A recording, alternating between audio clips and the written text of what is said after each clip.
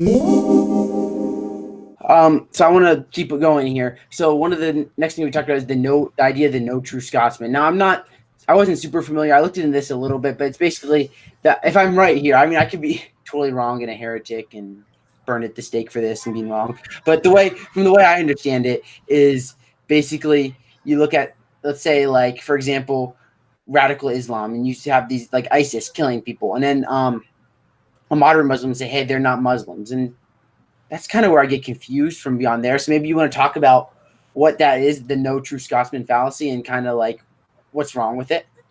Well, I would almost kind of agree with Muslims on that, because I need to be fair. If you can actually demonstrate that they're not holding to the core tenets of Islam, now I don't know, I'm not really an expert on that, but if you can demonstrate that, then I would be okay, whatever, fine. Because, I want to be fair. But I'm not an expert on Islam. That's more of like David Wood's area. So I wouldn't really want to comment on that necessarily. But what a true Scotsman fallacy is, it's like a universal generalization.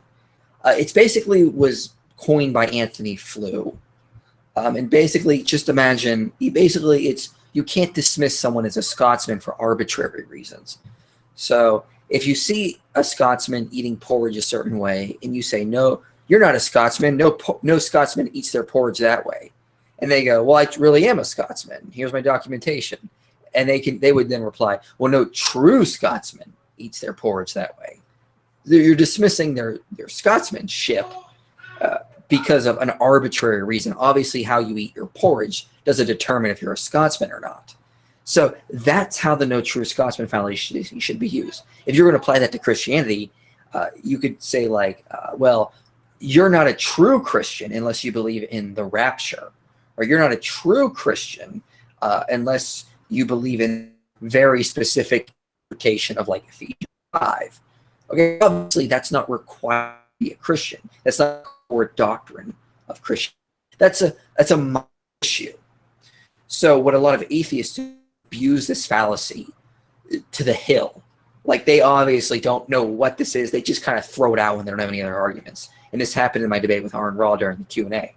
They don't understand the fallacy. They just use it whenever they feel it's necessary. So they'll just say, like, if you point out that this person is advocating that we go around and murder homosexuals, and I say, well, they're not being a true Christian because that's obviously goes against core doctrines of Christianity. They'll go, that's a no true Scotsman fallacy because you're just dismissing that they're being a Christian because they don't agree with that specific thing you said. No, they're denying a very core doctrine of Christianity. Jesus did not command that. He commanded us to love our enemies, to pray for them, never commanded them to kill. He's not a true Christian. He's advocating things Christ did not command. Okay, so he's denying very core doctrines of Christianity. Therefore, it's not a no true Scotsman fallacy because it's not an arbitrary reason. And the way you deal with this when an atheist says this phrase, like they know what it means, is you go to analogies. If you watch the debate between Godless Engineer and the Distributist, the Godless Engineer goes on about how, like, you're not a true humanist if you would advocate the murdering of people, because humanism is completely against that. And it's like, well, yeah, obviously, neither is Christianity. We don't want people to be murdered. So if humanists do this, if humanists are not going to own the French Revolution and say, yeah, they're humanists, no, they're going to say flat out, they were not real humanists because they were advocating things like the Reign of Terror and the Great Terror and the murder of all these innocent people over arbitrary reasons. They were not true humanists. I go, okay, now apply that same logic to Christianity. Just get to say, well, they said they're a Christian, therefore they are. No, they have to hold to the core doctrines, just like any atheist would say, you're not a humanist unless you hold to core doctrines of humanism. Okay, the same logic applies both ways.